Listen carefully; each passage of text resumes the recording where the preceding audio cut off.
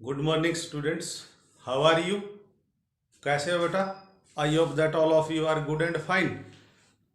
Dear students, today we are going to discuss exercise 9.1. If any previous video you have any doubt, problem, query, then you may send your doubt query on my personal WhatsApp number. Now okay, we start exercise 9.1. Question number 7. अब question number 7 क्या है बेटा? 7 है from A point on the ground the angle of the elevation of the bottom and the top of a transmission tower fixed at the top of a 20-meter high building are 45 and 60 degrees respectively. Find the height of the tower. बेटा मैंने आपको 2 types के angle बताए थे. First वाला बताया था elevation, second बताया था डिप्रेशन. अब आपको पता है एलिवेशन कब बनता है, डिप्रेशन कब बनता है. अब एलिवेशन कब बनता है? किसी ऑब्जेक्ट को हम नीचे से ऊपर की तरफ देखते हैं तो एंगल एलिवेशन बनता है.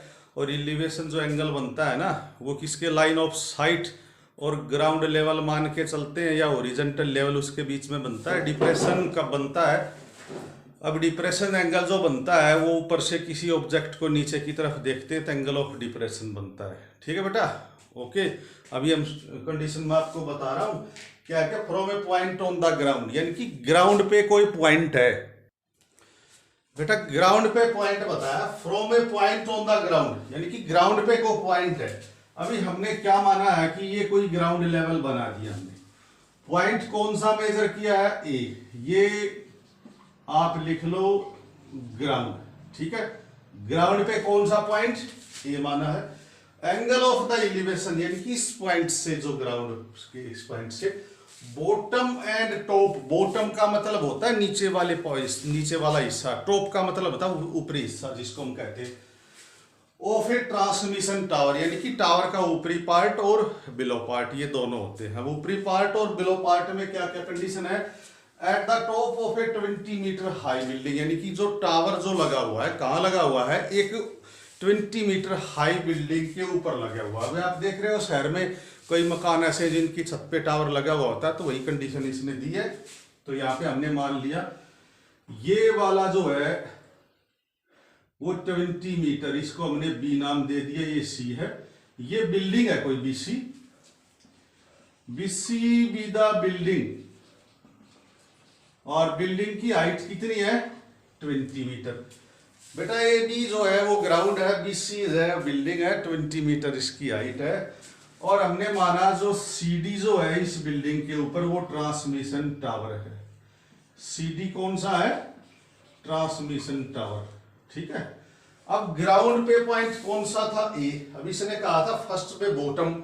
अब टावर का बॉटम क्या है? सी. सी के साथ एंगल. अब सी के साथ जो एंगल बनाया है वो बनाया 45. और टॉप के साथ बनाया है 60. टॉप कौन सा है? डी वाला पॉइंट जो टॉप है. तो ये वाला कौन सा है? बड़े वाला 60 डिग्री का. ठीक है बेटा, समझ में आ रहा है आपको? ग्राउंड लेवल ए बी है, बिल्डिंग जो है वो बीसी है, सी डी जो है टावर है. टावर की हाइट पूछी थी हमने, टावर की हाइट को मान लिया एच मीटर, पहले लिख रहा हूं मैं. तो ये वाली जो साइड थी वो थी 20 मीटर. राइट, आप समझ गए होंगे. टोटल जो बनेगी वो बनेगी 20 प्लस एच मीटर, क्योंकि हमने सिर्फ टावर की हाइट को एच मीटर माना है. ठीक है. अभी हम क्या करेंगे इसमें वो सुन लो आप आगे से. तो हम क्या लिखेंगे इसमें भी, मैं जो फिगर में ड्रॉ किया सारे लिख रहे हैं. Let A B the ground, BC be the building of 20 meter high, right? High. और let CD be the tower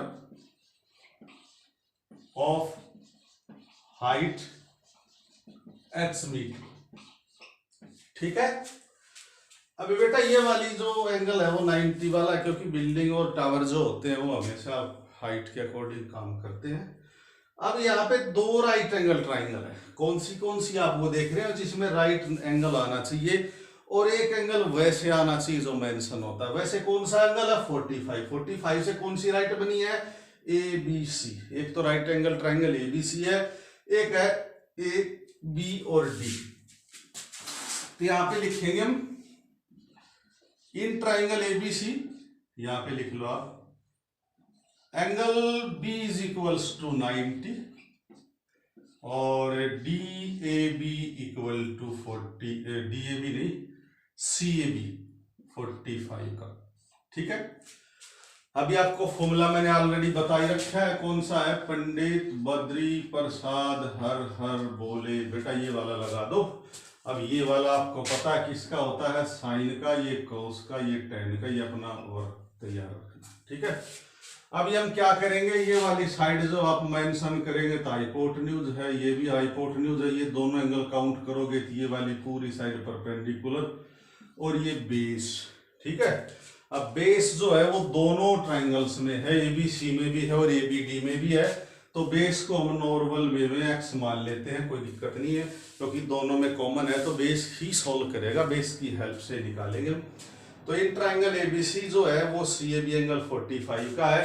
अब आप देखिए बेस भी है इसमें परपेंडिकुलर, बेस और परपेंडिकुलर tan में इकट्ठे होते हैं, तो यहां से हम लेंगे tan 45 इज इक्वल्स टू, क्या होता है tan 45 P अपॉन B। अब P क्या है बेटा, P जो है वो इस छोटे वाली ट्राइंगल में P क्या है, ये वाला बिल्डिंग, यानी कि इसको आप और लिखना चाहते हैं तो P जो है वो है BC अपॉन AB। ये भी लिख दूं मैं, आपको क्लियर हो जाएगा। अभी BC छोटे वाली ट्राइंगल में P, ये वाली साइड जो है वो P है।